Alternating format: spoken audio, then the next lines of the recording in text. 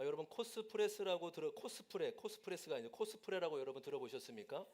예, 여러분 코스프레란 그 영어로 이 커스텀 플레이를 일본식으로 줄여서 부르는 말입니다. 주인공이 있는데 그 주인공처럼 의상을 입거나 분장해서 흉내내는 것을 뜻합니다. 오늘 본문 함께 읽은 본문 15장에 보면 왕을 코스프레한 자가 나옵니다. 왕이 아닌데 왕처럼 꾸미고 왕처럼 흉내내는 자가 나오죠. 바로 압살롬입니다. 압살롬. 우리 한번 따라가 압살롬. 압살롬. 그래서 이제 쭉 한동안 압살롬이 이제 계속 사무엘하 등장 인물로 나오게 됩니다. 여러분, 압살롬이 왕일까요? 왕이 아닐까요? 왕입니까? 아닙니까? 아닙니다. 공식적인 왕이 아닙니다. 이스라엘의 왕은 모두 기름 부음을 받고 세워지게 되는데 압살롬은 스스로 왕이 되었다고 선언하고 있기 때문이죠. 그는 가짜 왕입니다. 가짜 왕인데 진짜 왕처럼 그 왕의 자리를 탐내고 왕처럼 행동합니다. 그러니까 어떤 일이 있었는지 오늘 본문을 통해 살펴보도록 하겠습니다. 우리 1절 말씀 같이 한번 읽어보겠습니다. 시작. 그 뒤에 압살롬은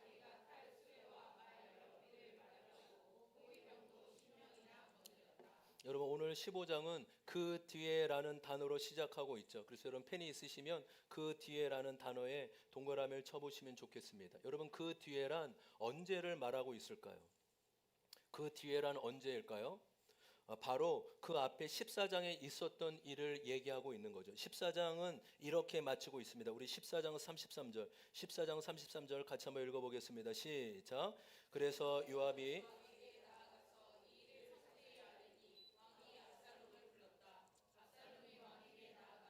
왕 앞에서 얼굴이 땅에 닿도록 절을 하자 왕이 압살롬에게 입을 맞추었다. 아멘. 여러분 아버지 다윗과 아들 압살롬이 입을 맞추는 장면으로 끝납니다. 그때 압살롬은 3년 동안 숨어 있다가 또 요압의 부름, 다윗의 부르심으로 예루살렘에 왔지만 정작 2년 동안 아버지 다윗을 만나지 못했습니다. 그러니까 총 몇 년 동안 아버지 다윗을 만나지 못한 거죠? 그렇죠. 3년 동안 도망자였고 그 후에 예루살렘에 왔는데 2년 동안 만나주지 않는 거죠. 그렇죠. 5년 동안 만나지 못하다가 이제 33절에 그렇죠. 14장 34절에 드디어 5년 만에 다윗과 아들 요압이 압살롬이 만나게 됩니다. 그런데 이 만남이요 매우 짧고 끝이 나게 만납니다. 압살롬은 이 자신의 형 암논을 죽인 잘못을 깊이 뉘우치거나 회개하지 않았습니다. 자신의 죄와 잘못을 인정하지 않고 그저 넘어가려고만 했죠. 그리고 아버지 다윗 또한 아무 말도 하지 않습니다. 그저 사무적으로 마음 없이 차가운 입을 맞출 뿐입니다. 그러니까 여러분 저를 잘 보시고 그리고 쓰실 분은 편하게 쓰시고 편하게 앉으셔서 이 말씀은 귀로 듣지만 눈으로 들어가는 거예요. 저를 잘 집중해서 들어주시기 바랍니다. 그저 아무런 사무적으로 아무 마음 없이 차가운 입으로 입맞춤하고 있는 거죠. 그러니까 완전한 용서도 아니고 그렇다고 죄에 대한 책망도 하지 않았습니다. 그러니까 아들의 잘못에 대해 완전히 용서를 하고 품어주든지 아니면 죄에 대해서 징계하고 혼쭐을 내두든지 해야 되는데 이러지도 저러지도 않았던 것이죠. 지금 다윗에게는 죄에 대해 징계하는 공의가 없습니다. 또한 죄를 용서하는 사랑도 없는 것입니다. 여러분이 다윗의 입장이라면 아버지 다윗의 입장이라면 어떠하셨을 것 같습니까? 자신의 잘못을 그렇게 사촌 형을 죽여놓고도 자신의 잘못을 전혀 인정하지 못하는 그 자녀를 책망하며 또 회개하도록 훈계하겠습니까? 아니면 진정한 용서로 받아주고 품어주겠습니까? 아니면 그것도 아니라면 내버려 두고 나 몰라 하시겠습니까? 요즘 이 드라마 중에 참교육이라고 있더라고요. 그렇죠? 이 망가지고 이 불의한 학교 교육 가운데 일진이나 왕따 또 학생 조직 폭력 그런 잘못된 불의에 대해 특수침을 개입해서 대응하고 처리하는 겁니다. 봐주지 않아요. 한국뿐만 아니라 전 세계가 참교육 엄청 열풍인가 봐요. 그만큼 한국만이 교육의 어려움이 아니라 전 세계적으로 이런 교육의 어려움이 있는 것 같습니다. 그것이 얼마나 나쁜 일이고 잘못인지 폭력보다 더 무섭게 교육하고 처리합니다. 거기서 말하고 자주 하는 문장이 있습니다. 어른이 아이를 무서워한다면 올바른 사회가 될 수 없고 교사가 학생을 두려워한다면 올바른 교육을 할 수 없다. 나름 뭐 괜찮은 말이죠. 다시 한번 읽어드릴까요? 어른이 아이를 무서워한다면 올바른 사회가 될 수 없고 교사가 학생을 두려워한다면 올바른 교육을 할 수 없다. 네. 여러분 다윗도 이 자신의 그 아픈 가정사에 어찌 갈등이 없겠어요. 죄를 제대로 단호하게 물을 것이냐 아니면 완전한 용서로 품을 것이냐.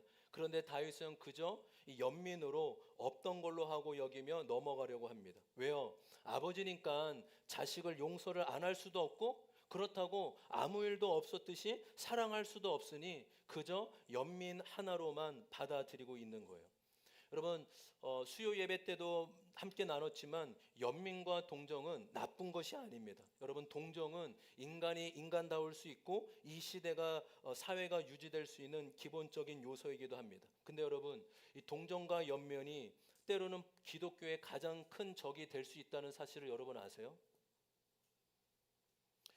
우리가 동정과 연민을 가지고 살아야 하지만 이것이 우리의 삶의 일차적인 기준이나 판단 근거가 되어서는 안 된다는 사실이에요. 아멘? 아멘. 크게 합시다. 아멘. 동정과 잘 들으세요. 동정이 나쁘다고? 아니요. 동정은 귀하고 아름다운 거예요. 하나님의 형상을 가진 인간만이 동정할 수 있고 애정할 수 있는 거예요. 그런데 그 동정과 연민이 우리의 삶의 가치 판단의 1순위고 기준이 된다면 큰일 나는 거예요. 지금 다윗이 하나님의 말씀이 기준이었는데 지금은 연민과 동정이 판단 기준이 된 거예요. 아들이라 버릴 수도 없고 단호하게 죄를 지적할 수도 없으니 그저 연민으로 받아들인 것이죠. 그래서 결국 여러분 14장, 15장, 16장은 결국 다윗의 연민, 징계도 아니고 사랑도 아닌 이 인간적인 연민이 이러한 큰 잘못과 죄를 낳게 된다라는 것을 성경은 말씀해주고 있는 것입니다. 다윗이 압살론을 부르긴 했습니다. 또 압살론도 5년 동안 기회가 있었는데 아버지 앞에 그 잘못에 대해 죄에 대해 한 번도 얘기하고 있죠. 용서를 구하고 있지 않습니다. 다윗도 이 압살론을 품거나 불러서 그를 타이르거나 용서했다고 얘기도 한 군데도 나와 있지 않습니다. 청년 사역을 하며 감사하게도 이 많은 청년들이 이 교회 안에서 공동체 안에서 만나 연애를 하고 결혼을 하였습니다. 지금도 신앙생활을 잘하고 있는 거 보면 감사해요. 결혼하면 온다고 했는데 온 분들도 없어요. 그냥 뭐 잘 살으라고 그냥 합니다. 뭐 우리 성도님이 귀한 거지 뭐 그때는 그냥 그럴 뿐입니다. 여러분 그런데 한편으로 수많은 청년들이 만나 결혼하고 지금도 잘 생활하고 있지만 믿지 않는 친구와 사귀는 청년들도 있었어요. 그러면 신중하게 이렇게 권면해 줬어요. 기도하고 전도를 하며 믿음을 권면해 보자. 그런 마음이 있고 너를 따르려고 한다면 좀 더 좋은 쪽으로 생각해 보자.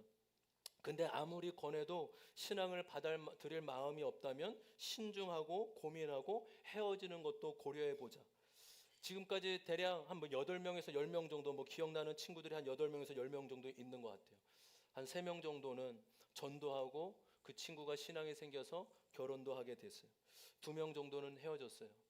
그리고 나머지 한 3명 정도는 목사님 그래도 좋은 사람이에요. 저한테 정말 이 같은 사람 없고 앞으로 이런 사람 만나기 힘들 것 같아요. 괜찮은 사람이에요. 상대방이 신앙은 없었지만 결혼을 했고 지금도 배우자는 교회를 안 나가고 있고 덩달아 가서 안 나가는 청년도 결혼해서 청년은 아니지만 안 나가는 청년도 있습니다. 사회에서 연민과 동정은 좋은 사람으로 인정받습니다. 여러분 지금 한국 교회에 가장 크게 사라진 것이 권징이라는 거예요. 여러분 권징이라고 들어보셨습니까? 예? 칠이 권징 이런 거 들어보셨나요? 칠이나 권징. 한국 교회의 가장 아름다운 성경에 나오고 가장 아름다운 전통이에요. 신앙의 정통. 잘못한 것에 대해서 따끔하게 회복할 수 있도록. 근데 그 근거는 사랑과 회복이죠. 회복을 위해 훈계하고 또 얘기하는 거죠. 근데 한국 교회 징계와 칠이가 사라졌습니다. 우리 교회도 칠이는 어려울 것 같아요. 왜? 목사님 그런 교회 떠나죠 뭐. 이렇게 할까봐. 근데 그래서 우리를 교회를 한번 가보시오. 10월 달에 7위가 엄청 많아요. 근데 7위는 아무나 하지 않습니다. 목자, 부목자 정도 이렇게 7위해도 이렇게 징계해도 안 나갈 분들 대상으로 그렇게 이제 교회에서 그 분별력에 맞게끔 그렇게 7위를 합니다. 여러분 한국 교회가 이 7위와 권징을 잃어버렸어요. 그 사람에게 정이 있는데요, 목사님. 그래도 그 사람이 그렇게 오랫동안 아름답게 또 봉사했는데요. 한 개인을 위한 게 먼저인지 공동체를 위한 것이 먼저인지 분별력이 하나님의 지혜와 분별력이 필요한 것이겠죠. 사회에서는 동정과 연민이 좋은 사람으로 인정받습니다. 그러나 믿음 안에서는 연민과 동정이 하나님의 뜻을 이루는데 방해와 어려움을 가져다 줄 수도 있음을 분명히 알아야 합니다. 우리 사회가 인권하고 인권을 얘기하고 주장합니다. 인권이 나쁜 것이 아니고 당연히 보장되어야 되죠. 그러나 인권 자체가 최고의 가치가 아니어야 합니다. 인권이 최고의 가치로 두게 될 때 그 사회는 기준이 없어지고 저마다 목소리를 높이고 말 것입니다. 가정이 무너지게 되고 개인의 생명과 존엄성이 허물어지게 됩니다. 그렇게 성경은 인권보다 중요한 것이 생명이고 존엄성이다라고 얘기하고 있어요. 한번 따라할까요? 인권보다 더 중요한 것은 생명이요 존엄성이다. 생명의 질서, 창조의 질서를 가장 최고의 가치로 둘 때 생명도 살리고 인권도 살리게 될 줄 믿습니다.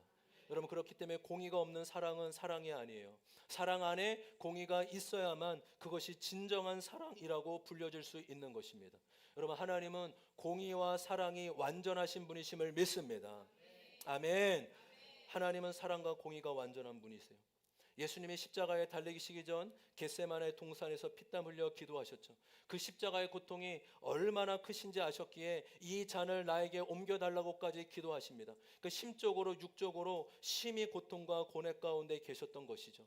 십자가에 달리시기 전 예수님도 힘드셨지만 그것을 보고 계신 하나님 아버지는 더 힘드셨습니다.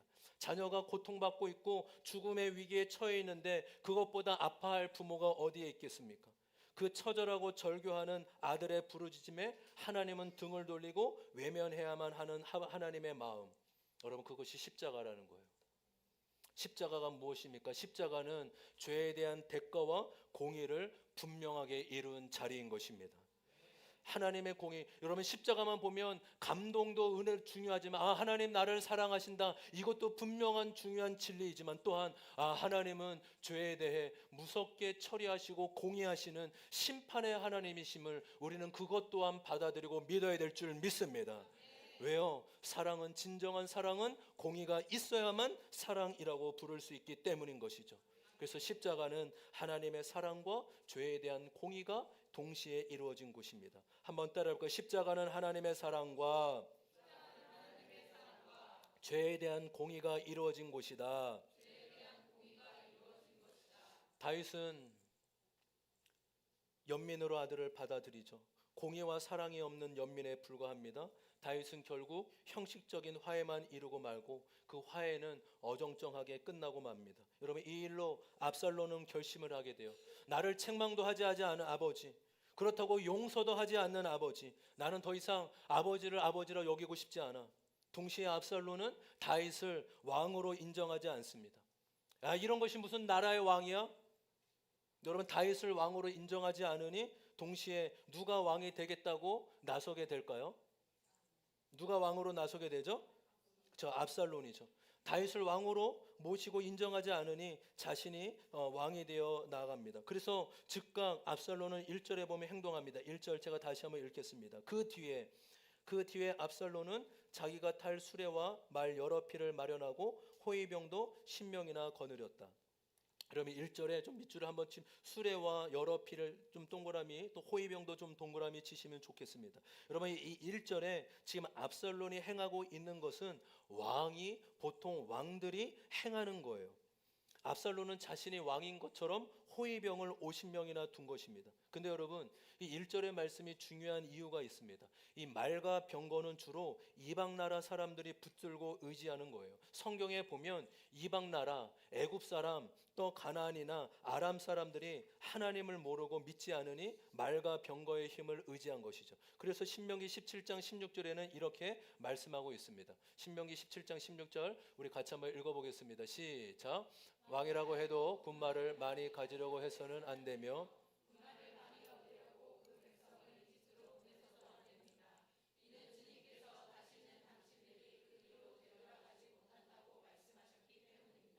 바로 모세가 이스라엘 땅에 들어가는 백성에게 또 왕이 된다면 뭐라고 말씀하고 있죠? 말과 병거를 의지하지 말라고 하세요.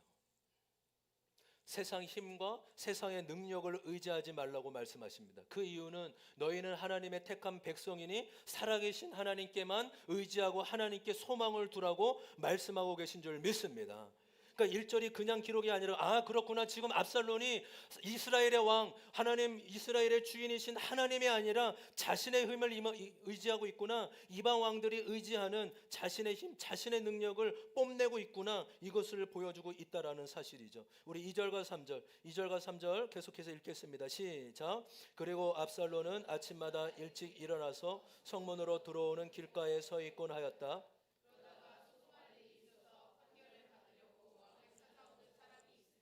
압살론은 그를 불러서 그의 성읍에서 오셨느냐고 묻곤 하였다. 그 사람이 자기의 소속 지파를 밝히면 압살론은 그에게 듣고 보니 다 옳고 정당한 말이지만,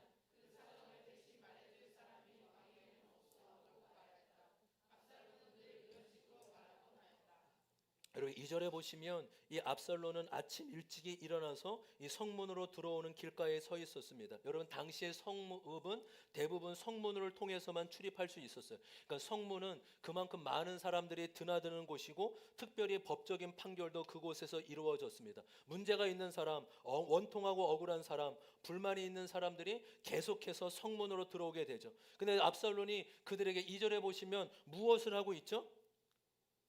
그들을 불러서 뭐라고 질문하고 묻습니까? 예, 어디 지파 사람이냐, 그렇죠? 어디 지파 사람이, 여러분 왜 어디 지파 출신, 그 사람의 출신과 지파를 물었을까요? 왜 지파를 묻고 있을까요? 그러니까 이런 얘기죠. 너 호남 사람이냐, 너 영남 사람이냐, 제주도냐, 강원도냐, 저는 충청도인데요, 뭐 이렇게, 그렇죠? 각각의 지파를 묻는 것은 정치적인 전략이 숨어 있다라는 거죠. 그러니까 그들의 출신의 지파와 그들의 필요에 맞게끔, 야, 너 이거 필요하지 않아?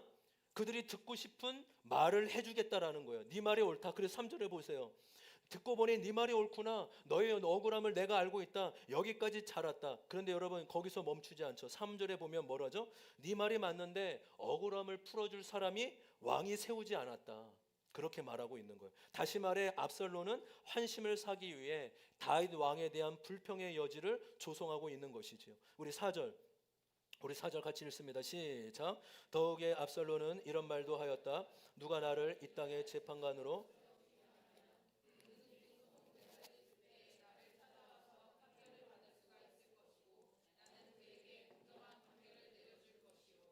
여러분 그러면서 압살론은 내가 재판관이 되면 누구든지 공정한 판결을 받을 것이라고 말하죠. 이런 말이죠. 지금 다윗이 왕의 본분과 역할을 제대로 하고 있지 못하지 않냐. 우리를 위해 해준 것이 무엇이 있는 거냐. 내가 왕이 되면 올바르고 너희에게 맞게끔 해줄 수 있다. 그런 의미인 것이죠. 근데 여러분 여기서 끝나지 않아요. 5절 보세요.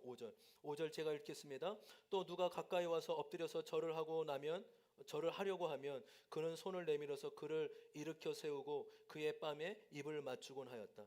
여러분 압살론은 자신에게 절하는 사람을 붙잡아 말린 뒤에 그를 어떻게 붙잡아서 어떻게 했죠? 그렇죠. 그의 뺨에 무엇을 했다고 합니까? 입을 맞추었다고 해요. 여러분 절하는 것은 이 낮은 자가 높은 자에게 예를 표하는 행위 아닙니까? 하지만 압살론이 이것을 거절하고 마치 친구처럼 아주 가까운 친밀한 사람처럼 친밀한 인사를 거냅니다. 여러분 아마 이때 백성이 압살론에게 대접받는 이것을 보고 감동하지 않겠어요? 야, 압살론이 나한테 입맞춤도 해줘? 나한테 절하지 말래? 나한테 일으켜 세우더니 내 손을 잡고 입맞춤도 해줘. 여러분 이 스킨십이 힘이 있지 않습니까? 여러분 압살론이 성경에서 가장 큰 특징이 있는데 압살론이 어떤 사람일까요? 성경에서 모든 인물 6천 명 정도 나오는데 가장 인물이 뛰어난 사람이 압살롬이에요. 그 지금으로 보면 원빈 비교도 안 돼요. 원빈 그 이상이었죠. 그래서 예전에 그 청년부 활동할 때 결혼하지 못한 언니가 이제 성경 공부를 같이 하는데 목사님이 누구야? 너는 천국에 가면 어떤 인물을 보고 싶니? 저는 압살론이 가장 보고 싶고 목사님 깜짝 놀랐어요. 왜 압살론이 가장 성경에서 가장 외모가 뛰어난 인물이 압살론이라 하니까 자신이 그 사람을 보고 싶다라는 거예요. 눈이 너무 높아서 결혼을 못한 건가? 뭐 이런 생각도 들고. 사무엘하 14장 25절 보세요. 사무엘하 14장 25절. 같이 한번 읽어볼까요? 시작. 온 이스라엘의 압살롬처럼.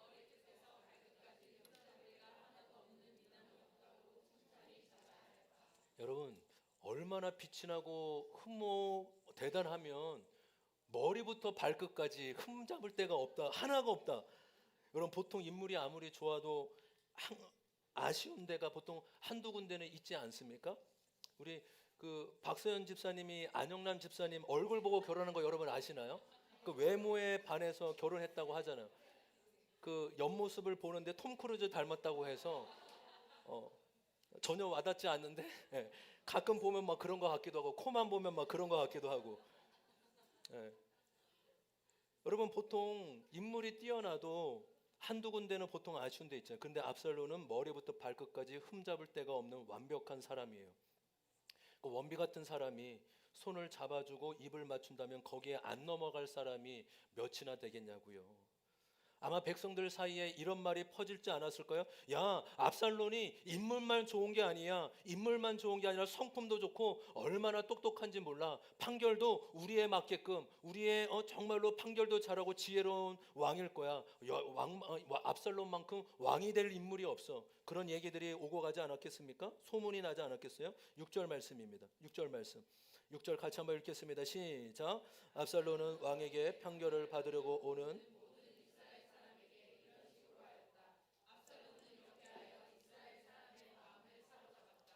여러분, 이 압살롬의 이 말과 행동이 사람들에게는 멋져 보이고 평판도 좋았습니다. 하지만 사람의 중심을 보시는 하나님은 압살롬의 중심을 아셨어요.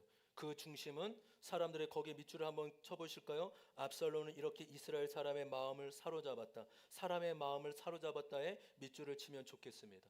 개역개정에 보시면 이 부분을 사람의 마음을 훔치니라, 사람의 마음을 훔쳤다라고 나와 있습니다. 다시 말해 하나님은 압살롬의 모든 행위를 도적질로 평가하고 있는 것이에요. 압살롬은 다윗을 대신해서 백성들의 마음을 위로하거나 회복시킨 것이 아니에요. 훔친 거라고요. 그래서 하나님은 압살롬의 이 4년간의 모든 행위를 이렇게 압축하고 평가해 버리십니다. 반역하고 말았다. 반역하였다. 그래서 압살롬의 인생의 요약은 도덕질과 반역이에요. 여러분 무섭지 않아요? 사람들은 다 압살롬을 좋아해요. 사람들은 다 압살롬 같은 사람이 없다라고 얘기한다고요. 근데 하나님의 평가는 도덕질이요, 반역이다라고 얘기해요. 여러분, 지금 이것이 압살롬의 이야기만이 아니라 우리를 향한 하나님의 이야기임을 받아들이는 은혜가 있기를 소망합니다. 왜냐하면 사람은 끊임없이 자신도 모르게 자신과 다른 사람을 속일 수 있기 때문이에요. 그것이 의도하던 의도지 않던 자신이 좀 더 나은 사람이 되기 위해, 좀 더 괜찮은 사람이 되기 위해 속임을 가질 수 있다라는 것이죠. 때로 사람은 속임을 당할 수 있어도 하나님은 속임을 당하지 않은 분이심을 믿습니다. 그렇게 우리가 하나님 앞에 살아가야 돼요. 내가 볼 때, 여러분 사람이 볼 때 내가 어떤 사람인가 이것도 물론 중요하죠. 그러나 더 본질적이고 중요한 것은 하나님이 보시는 나는 어떠한 사람인가, 나의 삶과 나의 마음을 하나님은 어떻게 평가하신가. 하나님의 기준과 평가가 언제나 가장 영순이고 가장 큰 목적임을 믿습니다. 여러분, 저와 여러분이 사람의 평가, 사람에게 잘 되기보다 하나님이 보실 때 어떠한 사람인지 날마다 하나님의 시선에 더 시선을 맞출 수 있는 은혜가 있기를 소망해요. 여러분, 예수님에 대한 평가는 어떠할까요? 예수님은 사람들이 흠모하지 않았대요. 이사야 53장 2절에 보면 이렇게 말씀하고 있죠. 그는 주님 앞에서 마치 연한 순과 같이 마른 땅에서 나온 싹과 같아서 그에게는 고운 모양도 없고 흠모할 풍채도 없으니 우리가 보기에 흠모할 만한 아름다운 모습이 없다. 여러분 무엇을 말해주고 있죠? 예수님은 사람이 볼 때 그렇게 흠모할 게 없으신 거예요. 그렇게 환심을 살 만한 분이 아니시라는 거죠. 그러나 예수님은 언제나 진실하셨고 검손하셨습니다. 그리고 그 불의 앞에서 거룩한 분노를 참지 않으시고 자신이 짊어져야 될 십자가의 짐을 기꺼이 감당하며 가셨습니다. 사람에게 보이기 위함이 아니라 하나님 보시기에 하나님이 기준되고 하나님이 목적이 되는 삶을 살아셨기 때문인 것입니다. 여러분, 저와 여러분이 하나님을 크게 보는 은혜가 있기를 소망합니다. 저와 여러분이 사람의 눈치보다 하나님의 눈치를 살펴보는 은혜가 있기를 소망해요. 우리 한번 따라해 볼까요? 옆에 사람하고 그렇게 축복해 줬으면 좋겠어요. 사람의 눈치보다 하나님의 눈치를 살핍시다. 하나님의 눈치를 살핍시다. 여러분, 하나님의 눈치를 살피지 않게 되면 사람의 눈치를 살필 수밖에 없는 거예요. 다시 말씀드릴게요. 하나님을 두려워하지 않으면 사람을 두려워할 수밖에 없어요. 여러분 어떠세요? 사람의 눈치를 살피십니까? 아니면 하나님의 눈치를 살피십니까? 저와 여러분이 하나님을 크게 보는 은혜가 있길 주님의 이름으로 소망합니다. 우리 첫 번째 적용 질문 같이 한번 읽어볼까요? 첫 번째 적용 질문입니다. 시작.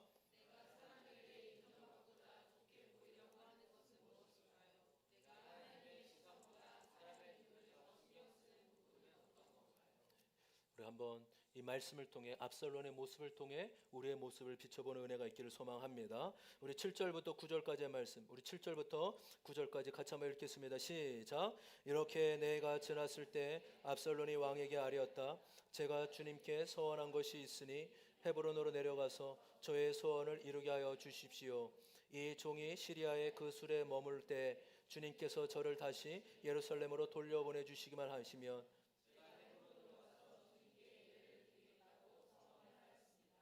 왕이 그에게 평안히 다녀오라고 허락하니 압살론은 곧바로 헤브론으로 내려갔다. 아멘. 여러분 그 사이에 4년이 흘렀습니다. 이 기간 동안 앞서 일들을 꾸준히 해온 압살론이 다윗을 찾아가서 말하는 거예요.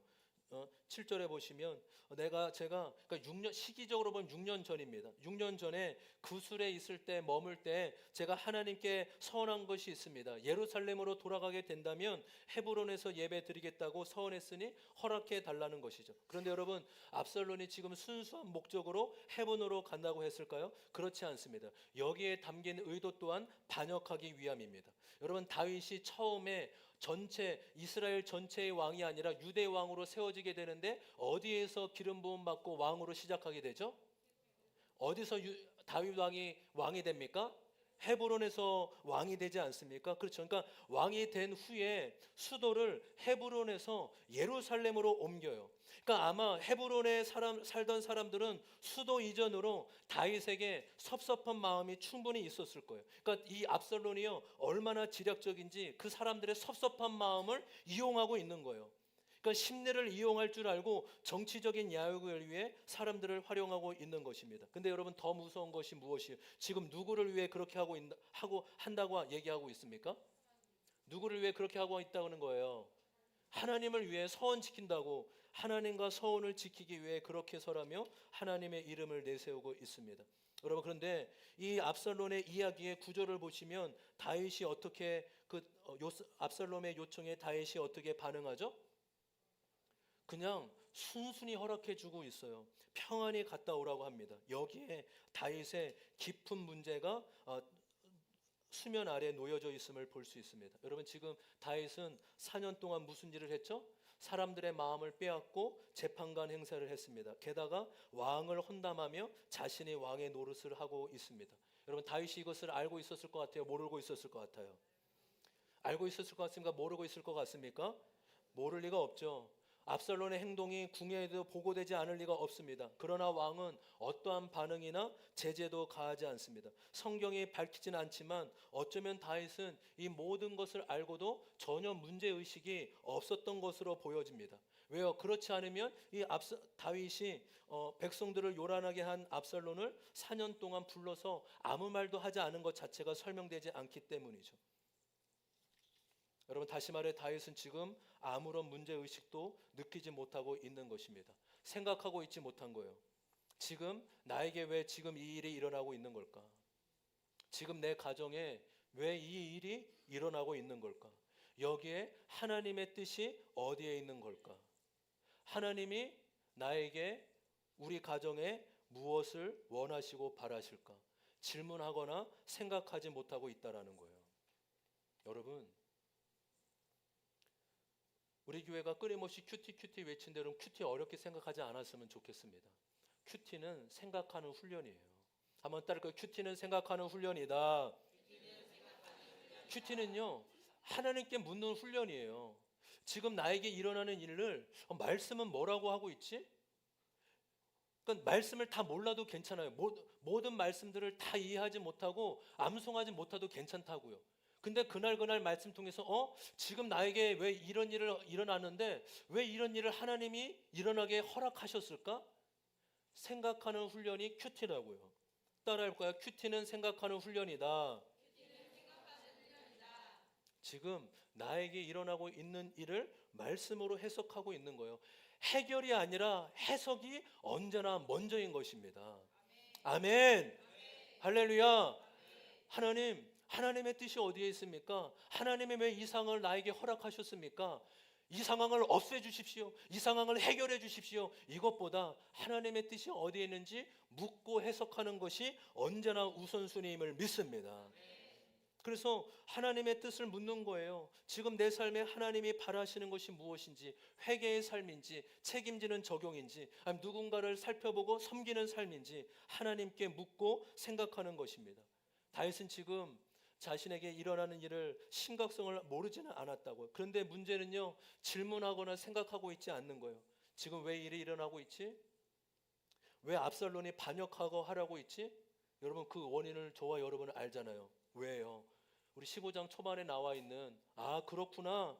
죄에 대한 책망도 없었구나. 그렇다고 하나님에 대한 사랑으로 완전한 용서도 없고 연민으로 일어난 것이 바로 이러한 결과 압살롬의 자녀의 반역이 일어난 거구나. 연민에 불과한 동정이 이러한 위기와 어려움을 자초한 것임을 다윗은 묻지 않고 생각하고 있지 않고 있다라는 사실입니다. 여러분, 신앙생활은 하나님께 물어보는 것임을 믿습니다. 끊임없이 왜 그런지 하나님께 물어보는 거예요. 그래서 큐티 어렵지 않아요. 그냥 왜 그럴까? 한번 따라해볼까요? 왜 그럴까? 무슨 이유일까? 그렇게 물어보기만 하면 되는 거예요. 우리 친구들도 어려워하지 않았으면 좋겠어요. 왜 그렇지? 무슨 이유지? 라고 생각하고 질문하는 것이 큐티인 것을 우리에게 말씀해주고 있는 것입니다. 우리 마지막으로 우리가 저와 여러분이 그렇게 하나님께 묻고 질문하면 하나님은 말씀을 통해 또한 환경과 사람을 통해 우리에게 말씀해 주시고 응답해 주시는 분이심을 믿습니다. 저는 그것을 믿어요. 하나님은 말씀을 통해 상황이나 또한 사람을 통해 믿는 사람을 통해 또 권위자를 통해 또한 우리의 처한 상황을 통해 분명히 말씀해 주시는 분이심을 믿습니다. 우리 마지막으로 10절 말씀입니다. 우리 다 같이 10절 말씀 다 함께 읽어보겠습니다. 시작. 그러나 압살롬은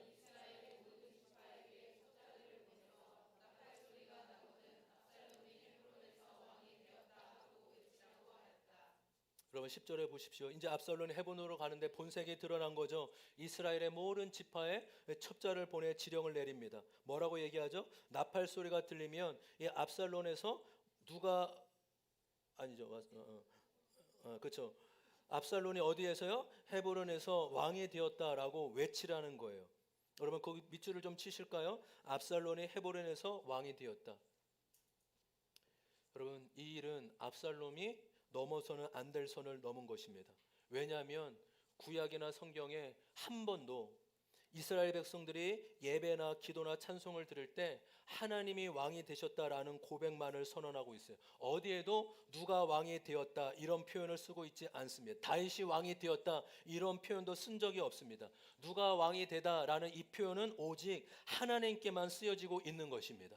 하나님이 우리의 왕이시다. 하나님만이 우리를 다스리신다. 하나님이 다윗을 세우셨다라는 표현만 있을 뿐이지 누가 왕이 되었다라고 얘기한 적은 성경은 없다라고요. 근데 지금 압살론이 어떻게 하고 있습니까? 그 왕의 자리를 스스로 가로채고 있는 것입니다. 하나님 자리에 자신의 이름을 넣으며 왕이신 하나님의 자리를 차지하고 있다고 이렇게 선언한 것이죠. 이것이 압살론의 반역임을 이야기하고 있습니다. 여러분, 이것이 압살론의 반역뿐이겠습니까? 저와 여러분의 이야기라고 성경은 얘기해주고 있음을 믿습니다. 여러분, 죄는 하나님과 같이 되고자 하나님 자리에 앉으려는 인류의 반역, 아담의 반역이 죄의 본질이고 죄의 시작인 것입니다. 오늘 제목도, 설교의 제목도 그래서 타락 스스로 왕이 되다가 설교 제목이에요. 따라볼까요? 타락 스스로 왕이 되다. 죄송합니다. 반역 스스로 왕이 되다. 다시 한번 따라해볼까요? 반역 스스로 왕이 되다. 모든 나라의 가장 큰 죄는 반역죄이죠. 나라의 안위와 줄권과 질서를 깨뜨리기에 가장 큰 범죄가 반역죄인 것입니다. 인간은 인정하든 인정하지 않던 100% 죄인입니다. 그것은 하나님 자리를 찬탈하고 하나님과 같이 되고자 하는 반역죄를 저질렀기 때문입니다. 이것이 성경이 말하는 죄의 본질이고 죄의 시작인 것입니다. 여러분, 저와 여러분이 압살롬 같은 욕심이 저와 여러분에도 있지 않습니까? 높아지고 싶고 하나님보다 내 마음대로 하고 싶고 하나님 자리에 앉으려는 이 끊임없는 죄의 욕심과 본성이 날마다 올라오고 있지 않습니까? 그렇게 회개란 하나님의 자리에 내려와서 내가 하나님께 지음받은 존재임을 인정하는 것입니다. 내 뜻을 내려놓고 하나님의 뜻을 신뢰하는 것이 믿음임을 믿습니다. 그렇게 우리는 하나님이 우리의 왕이시며 주권자이심을 인정하며 나아가는 은혜가 있기를 소망합니다.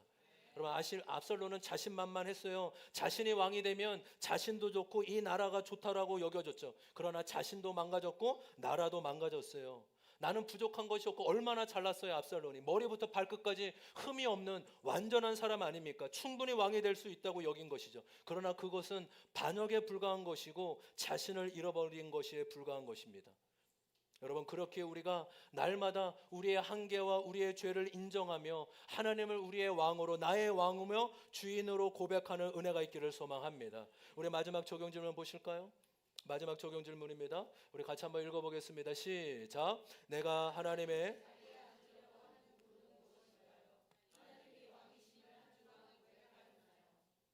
여러분, 저는 이 말씀을 준비하며 오늘은 좀 찬양과 기도를 좀 뜨겁게 했으면 좋겠다라는 마음이 들었습니다. 저는 우리 교회가 다른 어떤 것보다 예배에 목숨을 걸고 예배에 힘써 지키는 은혜가 있기를 소망합니다.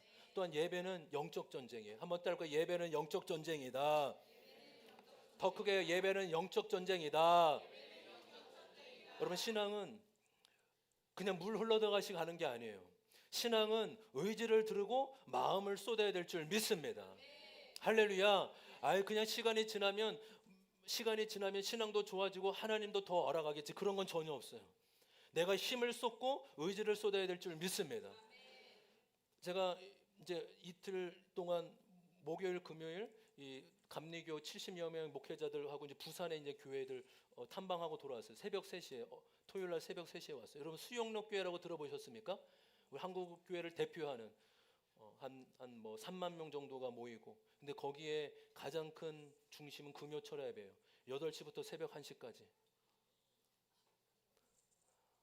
예배를 9시부터 드리는데 1시간 동안 기도해요. 9시부터 1시간 말씀을 듣습니다. 10시부터 새벽 1시까지. 가니까 3,000명에 3, 4천? 뭐 더 되는 것 같아요. 예배당이 다 찼으니까. 근데 아이들도 다 와요. 아이들이 깜짝 놀랐어요. 나오는데, 저희는 이제 시간 때문에 11시 반에 나오는데 청년들, 청소년들이 10명씩 이렇게 동그랗게 모여서 얼마나 기도하는지 제가 은혜 받았어요. 그들 모습 보고. 야, 맞아. 신앙은 영적 전쟁이야. 우리가 그렇게 안 해도 됩니다. 그렇게까지 하자, 그건 아니라, 저는 그것을 하나 딱 느낀 게, 맞아. 신앙은 저절로가 없어. 신앙은 마음을 쏟아야 돼. 하나님을 알아가기로 정말로 마음을 쏟고 기도하고 몸부림쳐야 돼.